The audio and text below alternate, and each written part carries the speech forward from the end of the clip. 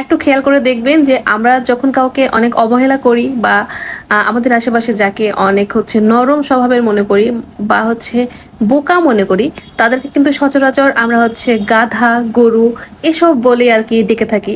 But যারা সমাজে দেখা যায় যে অনেক বেশি যাদেরকে মূল্যায়ন করা হয় বা তাদেরকে অনেক বেশি পছন্দ করা হয়, তাদেরকে দেখা যায় যে বাঘ, সিংহ এগুলো বলে আর কি ডাকা হয়। মানে দেখা যায় যে বলা হয় যে বাঘের মতো সাহস, তারপর সিংহর মতো, এরকম আর কি বলা হয়।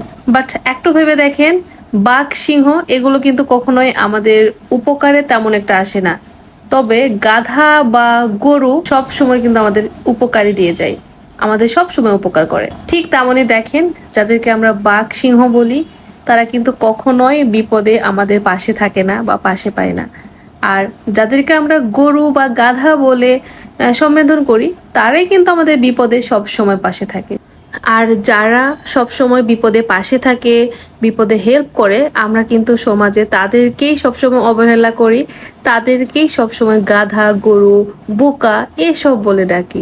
আসলে আমাদের সমাজে এসব বলে কোনোই লাভ নেই, কারণ আমাদের সমাজটা এভাবেই চলে আসছে দিনের পর দিন। যারা সমাজের মানুষজনদের বেশি উপকার করে, আমরা তাদেরকে কখনোই সঠিকভাবে মূল্যায়ন করতে পারি না, কেউই পারি না।